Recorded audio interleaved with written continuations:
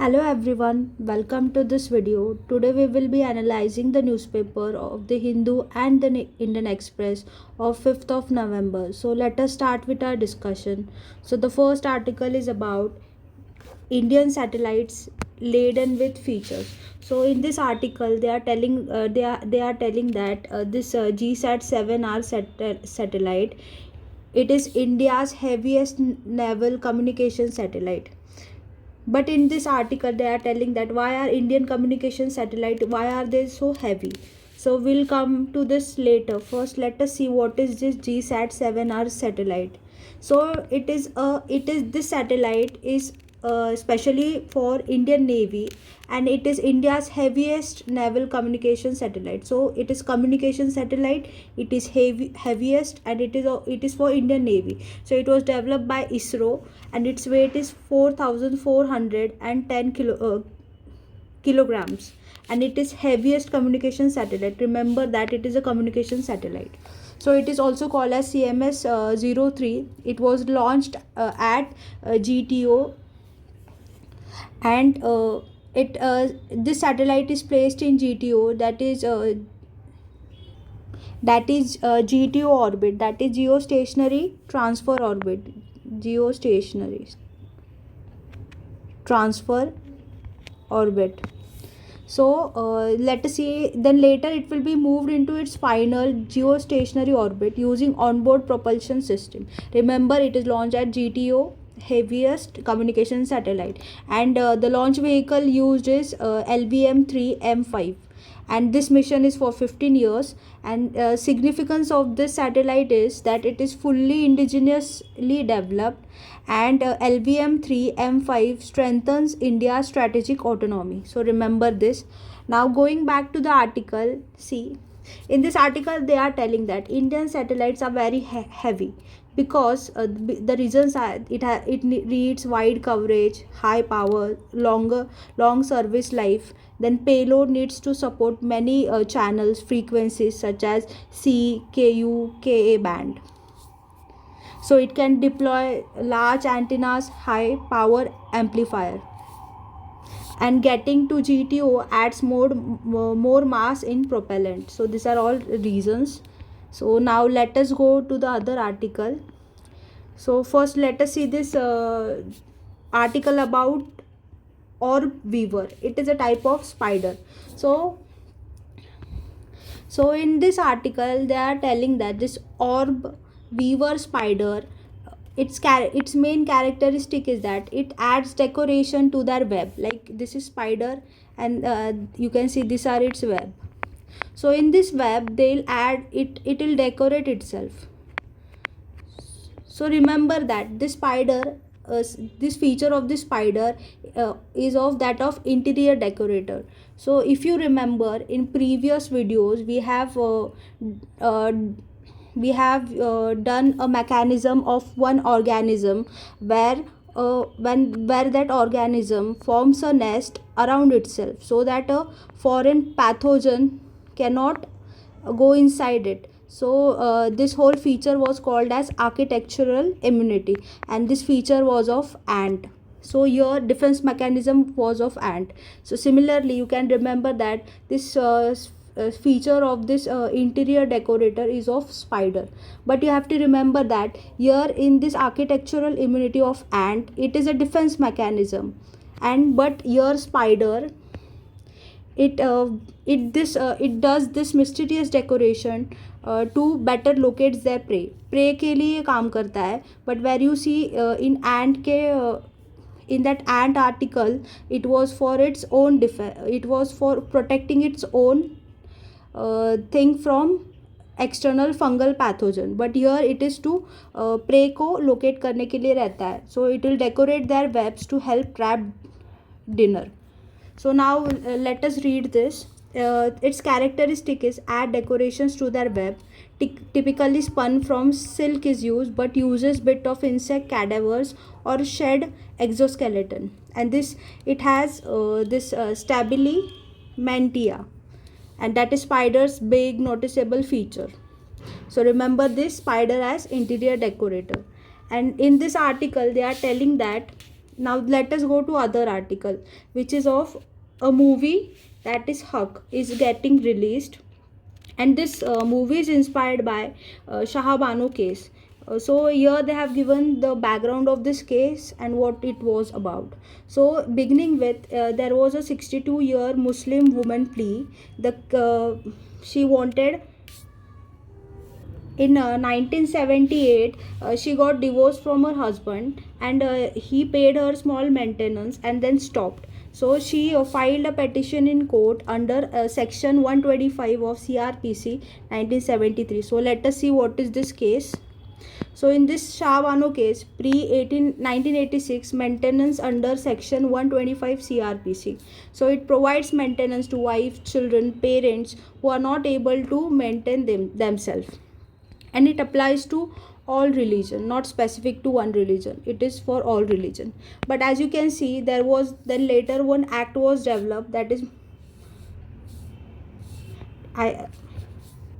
so here the maintenance, this section, that is section 125 CRPC, was legally available for Muslim women after intervention of Supreme Court in Shah Bano case, where the Supreme Court held that divorce for Muslim woman was entitled to maintenance from a former husband under section 125. So after this, one act was form, that is Muslim Women Act 1986. In this they provided specific mechanism for divorced Muslim women to claim maintenance, plus it restricted maintenance period to iddat period and tied amount to mahar or dowry given to women. So here the iddat is usually 3 months, where woman must observe after death of her husband or divorce before she can remarry. So later in Daniel Latifi versus Union of India case 2001, Supreme Court upheld constitutional validity of 1986 Act, but extended right of Muslim women to get maintenance till she remarries. So now later in 2024, Mohammad Abdul Samad versus State of Telangana reaffirmed that Muslim women may still claim relief under section 125 CRPC, preserving the choice of. Now let us go to the other article, that is UN chief warns of conflict in Sudan spiraling out of conflict. So spiraling out of control. So UN Secretary General warned on Tuesday that the war in Sudan is spiraling out of control after paramilitary force seized the Darfur city of Al Fashir. So remember that Darfur is a region in Sudan, and a city that is Al Fashir was seized by paramilitary force, that is RSF. So let us see this news. So this is Sudan, as you can see, and this side of Sudan is called as Darfur. So Darfur is part of Sudan, and a city called Al Fashir was seized. So let us see about Sudan. Though the news currently the news is RSF captured Al Fashir, last major city in Darfur under army control. So capital of Sudan is Khartoum, and the issues within this 2-3 years is that Sudan is undergoing civil war since 2023. It has also issues of food insecurity, famine in Darfur region, and ethnic violence. And whole you can sum up that Sudan is currently facing civil war and humanitarian collapse. They can ask in UPSC prelims exam. And remember that Al Fashir is capital of North Darfur province in Sudan. So let us see countries surrounding Sudan. So this is Sudan. Here you can see it is a Red Sea is present. So if you go anti-clockwise, you can see Egypt, Libya, Chad, CAR, Central Asian Republic, right? Yes. And South Sudan, Ethiopia, and Eritrea. So remember this, and remember that in Egypt and Sudan के बीच में एक location है, that is Halaib triangle. It is a disputed area. And the fact about Sudan is that it's the third largest country in Africa, and the highest peak is of that Maraha mountain. And also you have to remember that Operation Kaveri is related to Indian civilians evacuated from Sudan. So it's of Sudan 2023. So this was whole article about Sudan. Remember Al Fasher city, which is present in Darfur, part of Sudan, and Darfur is present in northwest of Sudan. Now let us go to the other article. That is of CITES. So CITES report was that stop wildlife imports to India until proper checks in place. So this report, CITES report, urges India to halt wildlife imports pending stronger checks. So the news is all about that. Here they have recommended that CITES have recommended that India stop importing critically endangered species such as gorilla, orangutan, chimpanzees, and snow leopard until the government reinforces due diligence and control to safeguard against illegal animal trade and provides evidence to the satisfaction of Secretariat. So let us have a look about CITES. Remember that CITES has completed 50 years, so it become very important for exam. So CITES was originally, this idea was originally conceived in 1963 at IUCN meeting, but it was enforced in 1975. So it is a voluntary international agreement, it's voluntary, between government ensuring international trade in specimens of wild animals and plants that does not threaten its survival. So remember that international trade to certain controls covering all imports, export, re-export through licensing system. So remember that the Secretariat of CITES is present in Geneva, Switzerland, and CITES is administered by UNEP, that is United Nations Environment Program.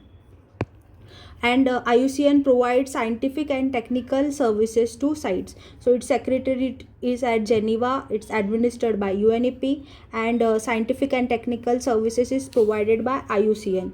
And there are 185 parties in it, and India has ratified it in 1976. Means that is after in force, that is 1975 के एक साल बाद India has ratified it.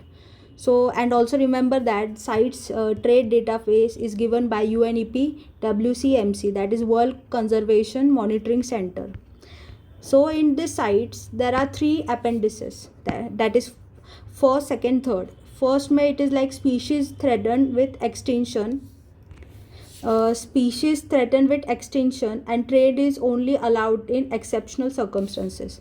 In second, that is species are not necessarily threatened but whose trade must be controlled to avoid over exploitation. यहाँ पे species are threatened, यहाँ पे species are not threatened. यहाँ पे अगर threatened होगा with extinction, so इसका trade सिर्फ exceptional circumstances में ही होगा. But you can see here trade is allowed only मतलब control manner में होगा because species are not threatened. So in this third तो कम प्रोटेक्शन होगा. यहाँ पे it is extinct, यहाँ पे less threatened, and here the species protected in at least one country that has asked other parties for assistance in controlling trade. So it's very easy, you can remember it. And one more thing, remember that no international wildlife trade is permitted without export and import permits issued by designated CITES authority. मतलब without CITES approval no international trade can be permitted. So you need export and import ka permit from CITES. Under India's WPA Act, zoos can only acquire or transfer animals from other recognized zoos. So remember this also fact. Now let us go to the other article. So here they are telling that US sanctions on Russian oil are not about Ukraine but its own shale industry. So here what US has done that Washington cut off one of the world's biggest oil flows by sanctioning Rosneft and Lukoil, which produce 57% of Russia's crude. And unlike UN sanctions that target specific US sanctions are far broader. So remember this. Let us see about shale oil. So this is all process. This is all process of this, how shale oil is formed. So let us see about shale oil. It is also called as tight oil. It is a conventional crude deposit, and largest producer are USA and Russia. And in India it is present in Cambay Basin, Krishna Godavari, you can see if it is India, this Cambay Basin, then Krishna Godavari Delta, then here Rewa Basin, and here you can see Karanpura, that is present in Jharkhand. So remember this location. As if you see country wise share in value of India's oil imports. So India imported most of its oil from Russia.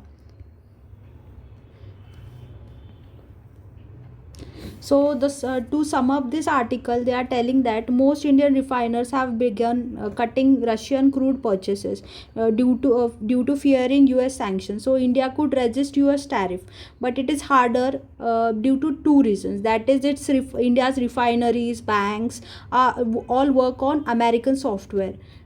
And second one is that in 1985 India produced 85% of its oil it consumed. Today it imports 85% after years of neglecting exploration. So, and one more thing you have to remember, that the uncomfortable truth is that this war has become good business for US defense contracts. Their logistics, their energy exports, all are booming. And one more thing, let us see what are these gamma ray bursts. They are extremely energetic explosions that produce intense flashes of gamma rays lasting from few seconds to several minutes. And there are two types of gamma ray bursts, that is long and short. Long is greater than 2 seconds and short is less than 2 seconds. So thank you so much for watching. Bye.